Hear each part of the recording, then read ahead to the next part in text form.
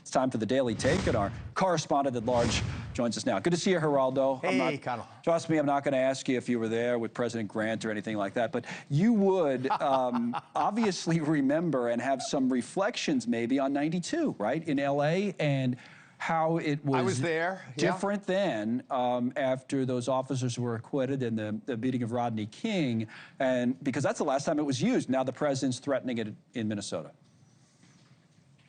Well, Minnesota is bad, but it's no Rodney King. Rodney King was a generalized riot, almost destroyed a neighborhood in Los Angeles, Koreatown. It was way beyond the capability of the LAPD to rein it in, to damp it down. So the military was called in.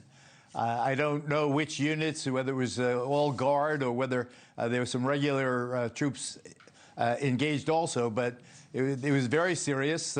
Rifles at the ready. They marched 3-4 abreast down all the main streets. The military clearly took over under the 1992 using of the Insurrection Act, which, as you point out, dates back to the 19th century.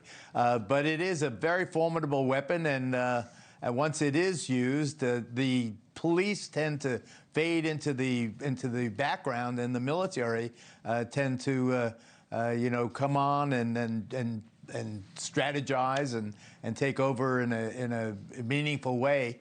And they do have a very, very profoundly tampering down impact. You see that many troopers.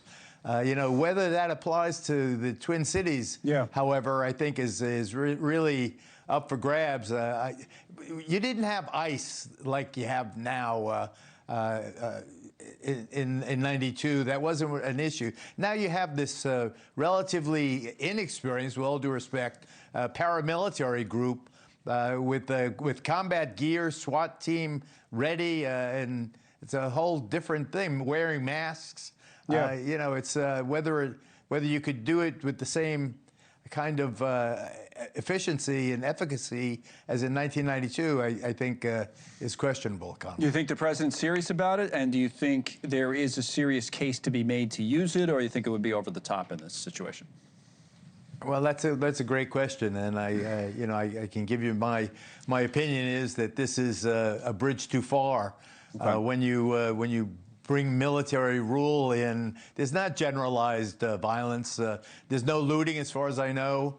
I'm surprised President Trump, if he was going to use it, didn't use it for what's his name? The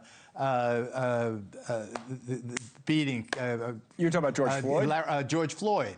George Floyd, George Floyd, the riots were much more generalized, widespread, various communities. I thought that was and I remember Fifth Avenue, them looting all the shops on Fifth Avenue in New York. I remember the police station burning in parts of Minneapolis during the George Floyd riots. Then I thought President Trump would have been very, very appropriate to use the Insurrection Act, to nationalize the Guard, which he could have easily, or even use regular Army, because once you invoke the Insurrection Act, then the wall that's preventing the military from doing police work evaporates, and the military does exactly that. They're there to then keep the peace, basically.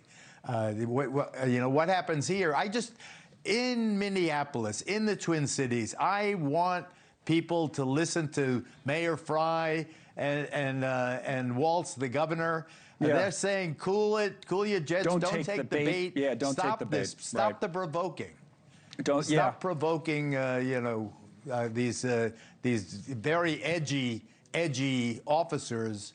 Well, you just get worried about how all this is going to end. Part of the problem. Right, like what's going to happen, because it's almost like if you see more protests, the president and the administration look at it, or you see something horrible happen, all right, we got to surge more officers in. So if that happened, it just kind of plays off of itself, and you wonder, how does this unravel if it's not the use of the Insurrection Act? Like, does it just go away? Does it move to other cities? I mean, what do you think's actually going to happen in Minnesota for this not to be as big of an issue? I think you need cooperation. Yeah. You need cooperation between the federal government and state and local government. But the problem is this. The problem is these guys, God bless them. Whatever my beef about the masks and so forth, put it aside. I'm an American. I want peace in our cities. I don't want people getting. Thank you for watching. Subscribe below and download our NewsNation app right now on your phone, and you will get fact-based, unbiased news for all Americans.